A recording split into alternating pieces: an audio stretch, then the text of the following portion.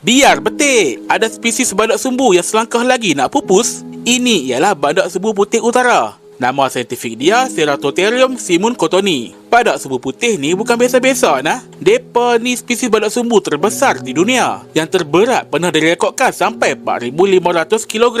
Dulu depa ni bersepah ke Afrika Tengah, dekat Sudan, Kongo, Uganda. Tapi lah ni, 2 ekor betina saja yang tinggal. 2 beranak nama Najin dan anak dia Fatu. Depa dua ni dilindungi di Ol Pejeta Conservancy di Kenya, di bawah seliaan Divulkalov Zoo dari Republik Czech. Si jantan terakhir badak sumbu ni dah meninggal pada tahun 2018. Nama dia Sudan. Dia ni bapa kepada si Najin. Hidup dia sentiasa dikelilingi askar bersenjata api untuk lindungi dia dari pemburu haram. Lah ni rakyat negara Sudan juga dikelilingi senjata api, cuma bukan untuk dilindungi, tapi jadi mangsa yang dizalimi. Pray for Sudan, Free Sudan.